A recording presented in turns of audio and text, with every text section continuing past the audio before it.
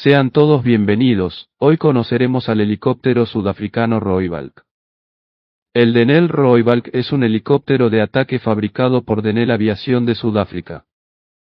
El desarrollo del helicóptero comenzó en 1984 por la Atlas Aircraft Corporation. Su desarrollo está estrechamente relacionado con el helicóptero de transporte Atlas Oryx. Ambos aviones se basan en el Aerospatiales A330 Puma y comenzaron a desarrollarse al mismo tiempo.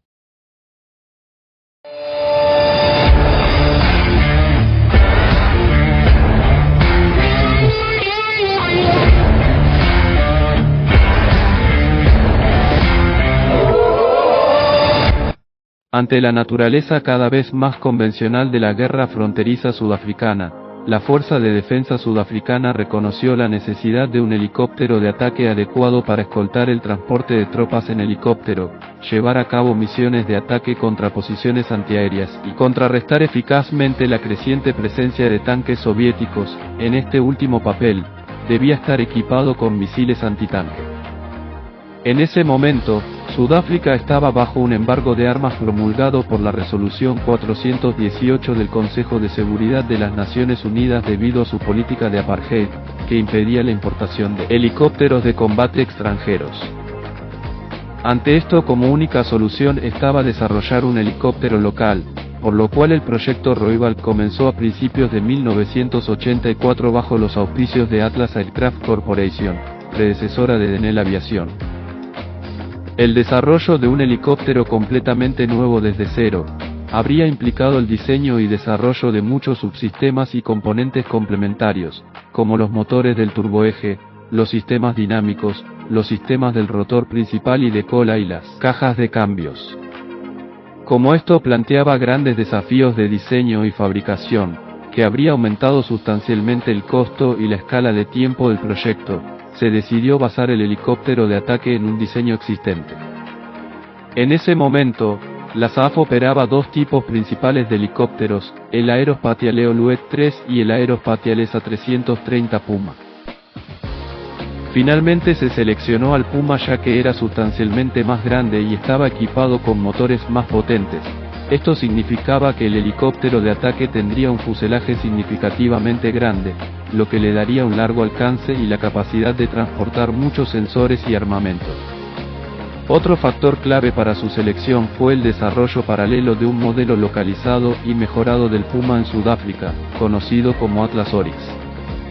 El Oryx poseía una mayor relación potencia-peso y tenía un rendimiento mejorado en el clima de alta temperatura en el que normalmente se operaría el helicóptero. En última instancia, se decidió adoptar como base para el Rooivalk tanto el motor como los sistemas dinámicos del Oryx, que tenían similitudes significativas con sus antepasados Puma y Aerospatiale A332 Super Puma.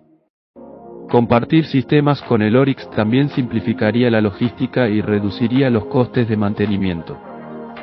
Durante la década de 1980, los presupuestos de defensa de Sudáfrica eran relativamente generosos, especialmente en contraste con las décadas posteriores, por lo que Denel buscó proporcionar un helicóptero que estuviera entre los mejores helicópteros de ataque del mundo, incluso potencialmente superior a ellos. El helicóptero, más tarde llamado Rooivalk, que significa halcón rojo en afrikáans, fue concebido como un helicóptero de combate ágil y altamente sofisticado, especialmente adecuado para las amenazas del teatro angoleño y vehículos de contraataque como el tanque T-55. El prototipo voló por primera vez el 11 de febrero de 1990, momento en el que el programa había sufrido un revés considerable. Algunas de las dolencias del programa fueron consecuencia de la ambición de producir un helicóptero de ataque líder en el mundo. Esto llevó a que el Rooivalk sufriera un tiempo de desarrollo muy prolongado. En 1988, la guerra de la frontera llegó a su fin, lo que pronto llevó a recortes sustanciales en el presupuesto de defensa.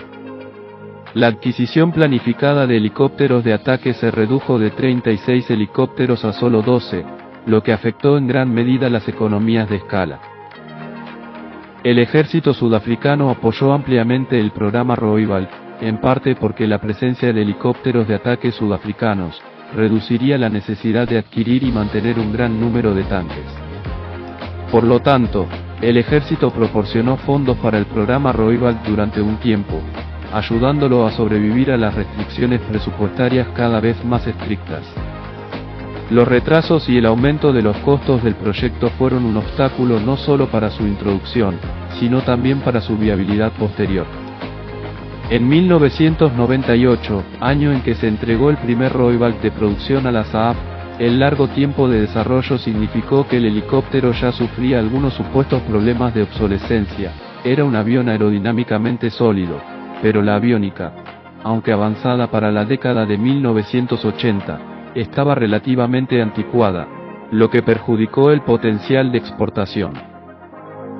El tema del apoyo postventa al helicóptero fue otro factor decisivo en las perspectivas de ventas de exportación, sumado a la presión supuestamente ejercida por el gobierno de los Estados Unidos, para persuadir a los clientes extranjeros de que eligieran al Boeing AH-64 Apache en su lugar. Debido a las décadas de experiencia de la SAF en helicópteros en el duro entorno africano, el Roosevelt ha sido diseñado para operar durante periodos prolongados sin apoyo sofisticado. Todo lo que se necesita para mantener el Roosevelt volando es un helicóptero de transporte mediano equipado con un suministro básico de repuestos más 4 tripulantes de tierra. Se prevén los siguientes tipos de misiones para el Roosevelt: reconocimiento, escolta helitransportada, apoyo aéreo cercano, penetración profunda y antiblindaje. El Roosevelt tiene una cabina en tándem, con el piloto y el oficial de armas protegidos con blindaje contra armas portátiles. Otras características son un rotor de cola de estribor con un plano de cola de babor, un tren de aterrizaje con ruedas fijas, así como cortadores de alambre por encima y por debajo de la cabina y en el tren de aterrizaje. El Roosevelt que es capaz de hacer un bucle y, por lo tanto, momentáneamente volar al revés.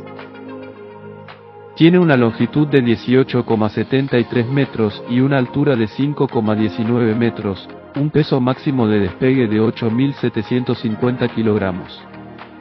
Está propulsado por dos motores Turbomeca Makila 1K2 de 1900 caballos cada uno, que le permite alcanzar una velocidad de crucero de 278 km por hora a nivel del mar con un techo de servicio de 6.100 metros. El Roosevelt lleva una gama de armas dependiendo del perfil de la misión.